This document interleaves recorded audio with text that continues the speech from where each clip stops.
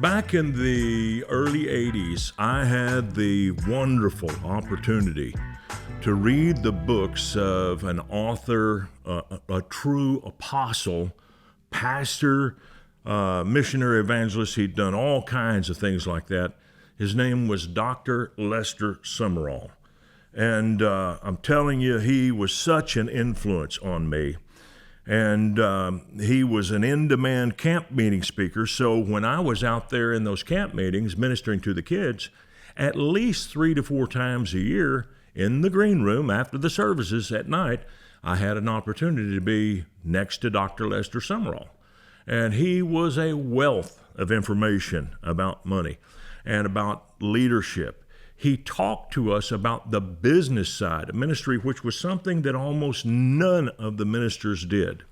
Now, the model in those days was that you launched a ministry and you supported it through offerings. And so Dr. Sumrall had that kind of ministry for a season, but it soon didn't work because he was called to do so many things that it cost so much more money than what offerings could support. So Dr. Sumrall was forced into the situation of becoming a businessman. And in my opinion, he was the best businessman of all of the preachers, with the possible exception of John Osteen. The two of them together were wow. They had a thorough knowledge of business and how money worked. And I'm going to tell you something. The gospel is free, but the mechanism and the machinery, the structure that is required to spread the gospel, to pay the people who have to carry it, to create the videos, the cassette tapes, the books, all of the different things that you have to do for ministry, all that stuff costs money and people don't do it for free. And so that's something that I had to learn. In the peak of my time with Gospel Bill, which was 1991, 94% of all of my revenue came from the sales of products. Only 6% came from offerings. And here's this crazy thing.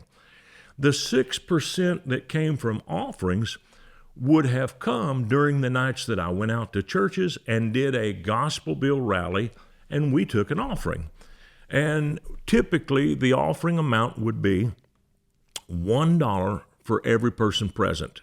So we would have offerings anywhere from $1,500 to $2,000. That was it. And that didn't even begin to pay our expenses. Fortunately for me, I had a book table where we sold T-shirts and children's curriculum and all kinds of other products that related to what we were doing in ministry. And that's what paid our bills. There would have been no Gospel Bill. The stations never paid me a dime for Gospel Bill. I told a minister, well-known minister, who was close friends with some network presidents back in the day, Christian network presidents. And he was asking me about how we did things, and I told him how we had to make a living. We had to sell products. He said, they didn't pay you for your show? I said, no. He said, man, I had no idea. He said, that's wrong on so many levels. I said, I know it is. But had I protested, they would have dumped me because they were not going to give money to any ministry lest it set a precedent. And they never took into consideration that I was a children's ministry, which did not generate large offerings. And so I had one church a month, one in all of America, that gave me an unattached offering on a monthly basis. And that was Grace Church in St. Louis, Missouri with Ron Tucker. The only church in America that gave me money when I started out. And I had some that would give me money when I came to their church, but it was more of an honorarium than it was a genuine offering. So what I want you to see is I had to learn to become a businessman, and thank God there were men like Dr. Lester Sumrall who were around to teach me some things. I could ask them questions about how they paid their bills. I remember the first time I was with Dr. Sumrall and we were talking about debt. And I had to borrow money for TV equipment. I would never have been able to make it had I not borrowed that money. But Dr. Sumrall said this. He said, people thought I was crazy when I bought my first TV station. And he said, I had to sign $1 million note to buy a station out of bankruptcy. Now, it was worth way more than $1 million, so immediately I had great equity by borrowing this money. But I had a $1 million debt that I had to pay, and it was the first of its kind. There were not many people in those days who'd ever borrowed borrowed $1 million. So people would ask him all the time, Dr. Summerall, how do you live? How do you sleep at night? You have a $1 million debt. And he said, this is how I make it. He said, when I took on that debt and bought that station, I wound up with 7 days a week, 24 hours a day airtime. And so I had the potential for more than enough money to pay the bills for this station, and that's why I did it. And so this is what he taught me. Don't obligate yourself to anything in debt if it doesn't come with an income stream. And I was very careful about that. When I did, in the beginning, rent other people's TV gear to make my show, I was actually spending more money than I would spend once I got the equipment 100% of the time. I had a bank note, but it was reasonable. It was not burdensome. It was easy for us to make the payments. I remember there was a time I couldn't get enough money for TV cameras, and I waited about 6 months before I could get the money together to get the TV cameras. And there was a reason for that. The Lord blocked me from having the money to get those TV cameras because they were $60,000 a piece, and this is what he knew. He knew that in that 6-month period, those cameras, because of a breakthrough in chip technology, were going to be reduced down to $20,000 a piece. And when they dropped to $20,000 a piece, all of a sudden, I was able to get 3 broadcast quality cameras and used them for years and years till we absolutely wore them out, doing the Gospel Bill Show, Fire by Night, and several other programs. So the thing that I want you to see is this, is that when you take on a burden, you should also take on an opportunity that comes with it. And I learned that from Dr. Summerall. And it was, could have gotten several other messages and several other lessons because he was full of this wisdom. But this is the one thing that I took home.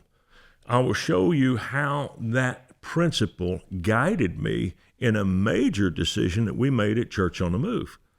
In 2008, we launched a campaign to build a lot of new buildings and remodel existing buildings at our campus.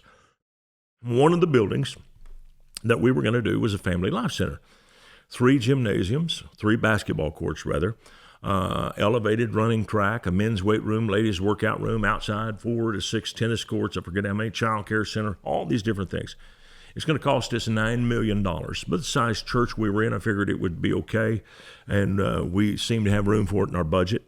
And so we were coming to the time that we needed to pull the trigger if we're going to go after this. So my business administrator comes to me and he says, Pastor, he said, I want to ask you a question. I want you to consider something before we pull the trigger. He said, if you tell me we're supposed to do this, I've watched you, I know you, you'll raise that money and we'll get it. That's not what I'm concerned about. What I'm concerned about is what that building is going to cost us, even though we pay cash for it. What will it cost us per year? And I have a formula here at Church on the Move.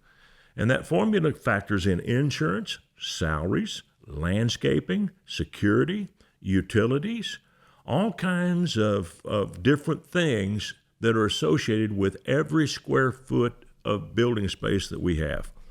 And he said, this is a 90,000 square foot building we're about to build. I can tell you this, it will cost us $900,000 a year to operate. And I said, this is my question. Do you think that building is going to bring enough new members to make up that $900,000 expense? And when he put it to me like that, I thought, no, we will not gain enough new people to pay for a $900,000 a year tab. We might get a few extra people, but this is not a great church building strategy. So you just made my decision. We will not build that Family Life Center. And so it's something that we never did. We've never missed it. It was not a mistake. We built instead things that would give us opportunities to reach more people in our services. And so that kind of business sense, I can point back to Dr. Lester Summerall, who taught me you don't take on an obligation if there is not an income stream. And that's not something you would expect to learn from a minister. But boy, I'm glad I learned it from him, because what he had to say about money was exceptionally helpful. And I hope that you'll take the time to read some of his books and maybe connect with his ministry. There should be some things online that you can find, because this man was absolutely remarkable. I want to thank you for watching our podcast today. And if you really liked it, would you please give us a little thumbs up by clicking on that sign down below? And then I would encourage you to subscribe to our channel so you don't miss any of our future podcasts, because they're all going to be good. And if you would like to support us financially, either with a one-time gift or recurring gift, you can do that by clicking on the link below or going to myfaithroots.com. Thank you so much for watching this program.